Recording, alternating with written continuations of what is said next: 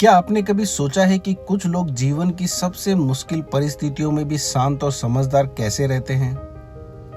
इसका राज एक ऐसी चीज में छुपा है जिसे हमने वक्त के साथ भूल ही गए हैं। मनोवैज्ञानिक अवलोकन यानी साइकोलॉजिकल ऑब्जर्वेशन।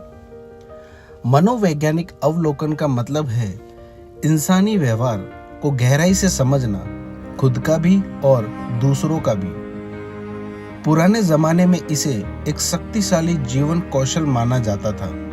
यह लोगों को तनाव के समय में स्थिर रहने, दर्द में भी अर्थ खोजने और बोरिंग पलों में भी आनंद लेने में मदद करता था।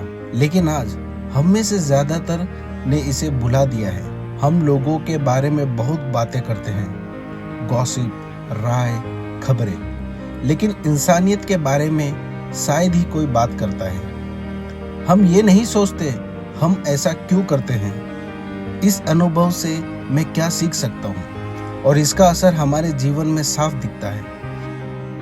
हम अपने ही मन के सबसे सरल और गहरे स्रोत को नजरअंदाज कर देते हैं। ला रोज फूको जैसे विचारकों ने इस कला को बेहद सुंदर तरीके से समझा और लिखा था। उन्होंने छोटी छोटी पंक्तियों में बड़ी गहरी बातें कही थी।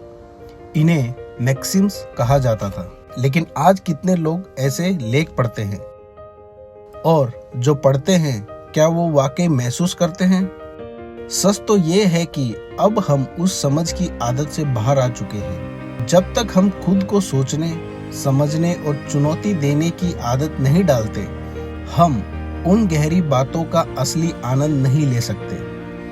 ये मैक्सिम्स अब बस एक कलाकृति की तरह लगती है, देखने में सुंदर, लेकिन छूने पर कोई एहसास नहीं। हम उनकी तारीफ करते हैं लेकिन उनसे जुड़ते नहीं। लेकिन अच्छी बात यह है कि ये कला हमेशा के लिए खोई नहीं है। हर कोई इसे सीख सकता है। शुरुआत होती है छोटे सवालों से, शांत पलों से और ईमानदार आत्मनिरीक्षण से। जितना अधिक आप अवलोकन करेंगे उतना ही आप समझेंगे, और जितना आप समझेंगे उतनी ही शक्ति आपको मिलेगी अपनी भावनाओं पर, अपने फैसलों पर और आखिरकार अपने जीवन पर। तो अगली बार जब जिंदगी कुछ परोसे, सिर्फ प्रतिक्रिया मत दीजिए, अवलोकन कीजिए। अगर ये बात आपको पसंद आई और आप अपने भीतर की समझ को और मजबूत करना चाहते हैं तो सब्सक्राइब जरूर कीजिए और इस यात्रा में मेरे साथ चलिए।